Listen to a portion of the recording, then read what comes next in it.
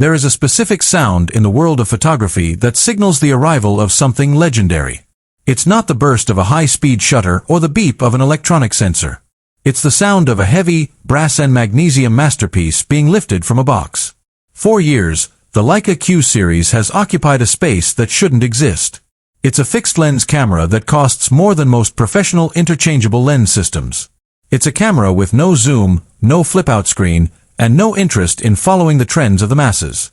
Yet, it is the most coveted piece of glass on the planet.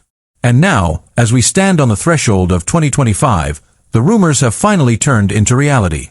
Welcome to my channel Tech Launch. Subscribe my channel and click on the bell icon for the new tech updates. The Leica Q4 is here.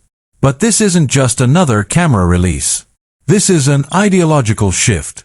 If you are a photographer who believes that the soul of an image matters more than the specs on a sheet, the next 30 minutes are going to be the most important 30 minutes of your creative year. Because the Leica Q4 isn't trying to compete with Sony or Canon. It's trying to compete with the human eye itself.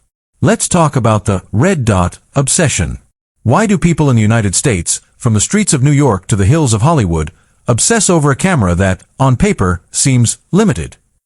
It's because of the Leica look. That indescribable micro-contrast, the way the shadows transition into light, and the 3D pop that makes a flat image look like a window into another world. The Leica Q4 takes this legacy and injects it with a level of technology that feels like alien hardware. At its core is a brand new 60-megapixel triple-resolution sensor. But this isn't just about raw numbers. Leica has introduced variable pixel architecture.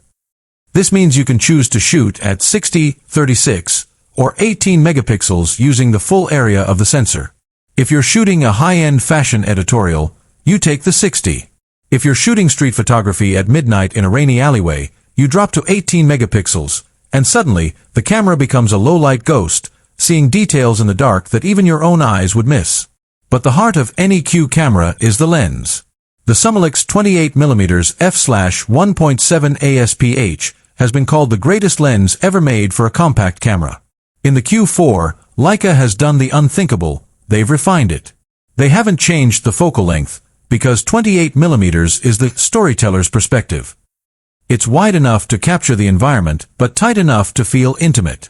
However, they have introduced a new nano-coating system that virtually eliminates flare and ghosting, even when shooting directly into the California sun. The bokeh, the way the background melts away, is now even smoother, with a 9-blade aperture that creates perfectly circular out-of-focus highlights. When you wide open to f/1.7 on the Q4, your subject doesn't just stand out, they are isolated in a pool of cinematic perfection. Now, let's address the biggest controversy and the biggest upgrade, the hybrid manual system.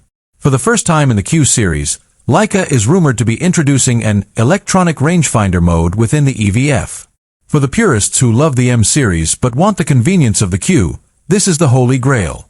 You can now use a digital overlay that mimics the mechanical rangefinder patch, allowing for tactile, precision manual focusing that feels like a vintage film camera, even though you're using a cutting-edge